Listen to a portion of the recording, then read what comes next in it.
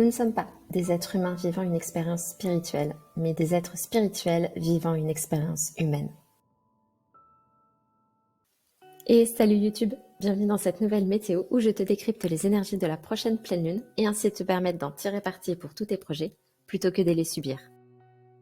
Mais d'abord, c'est quoi une pleine lune? Une pleine lune est une opposition soleil-lune. En l'occurrence, celle-ci aura lieu dans le signe du Capricorne, lundi 3 juillet 2023 à 13h39, heure de Paris. La dernière nouvelle lune nous proposait un travail d'équilibre. Comment je profite du buffet de la vie en m'affranchissant du regard d'autrui. Comment je respecte mes besoins sans tomber dans des débats stériles de qui a raison, qui a tort. Comment j'équilibre ma vie présente et mon désir d'idéal. La pleine lune intervient à mi-parcours de la lunaison afin de mettre en lumière où nous en sommes. Le soleil est entré en Cancer le 21 juin et il y restera jusqu'au 23 juillet. Ainsi, il te demande comment tu t'intègres à une communauté malgré ton unicité. Pour avancer ensemble, ce ne sont pas tant les goûts communs, mais la vision, la direction à suivre, parce que même s'il y a des frictions, alors il y aura toujours un chemin où se retrouver. En Cancer, ton environnement est déterminant pour ton bien-être. Être capable de faire preuve de vulnérabilité, reconnaître tes émotions et tes besoins te permettront d'agir dans la matière avec assurance, joie et créativité. La Lune représente notre besoin émotionnel. En Capricorne, elle est frileuse au contact de l'autre. Elle n'a pas envie de se montrer vulnérable, mais forte, quitte à paraître rigide et froide. Alors oui, s'engager davantage dans un partenariat ou un groupe, ce n'est pas confortable.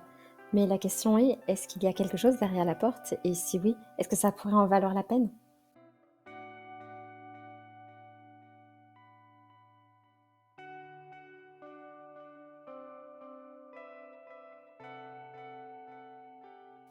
J'espère que tu n'imagines pas que nous avons terminé, car autour de nous, il n'y a pas que le Soleil et la Lune. Te souviens-tu, Jupiter est entré en Taureau depuis le 16 mai pour environ un an. La direction à suivre que nous donne le grand patron de l'Olympe est d'enraciner, de stabiliser les choses qui nécessitent de l'être, qu'elles soient depuis 10 ans dans ta vie, comme depuis hier. Saturne, dit le grand maléfique, qui représente ton sérieux et qui pose les limites, est rétrograde en Poisson depuis le 17 juin. L'occasion de faire un retour en arrière, de se questionner. On a souvent tendance à courir après un idéal, à se dire qu'on sera enfin heureux le jour où. Te demander ce qui te procurera de la joie, c'est bien, mais ça n'efface pas les autres émotions pour autant. Demande-toi ce qui, dans cette vie idéale, pourrait te faire éprouver de la colère, de la peur, de la tristesse. Mercure est entré en Cancer le 27 juin et se retrouve conjoint au Soleil pour cette pleine lune.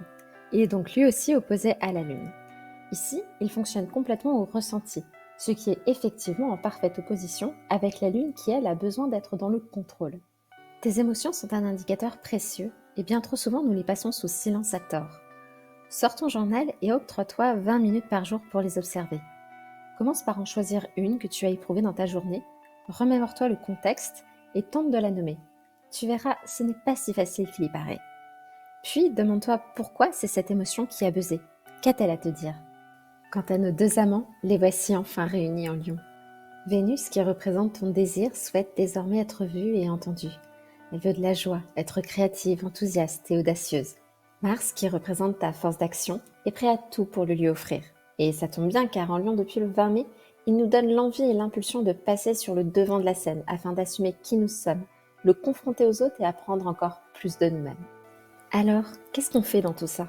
Pour profiter du buffet à ta manière et ne pas te laisser submerger par ce que les autres en pensent, tu dois être au clair avec toi-même. Distinguer tes émotions de celles qui ne t'appartiennent pas et les écouter.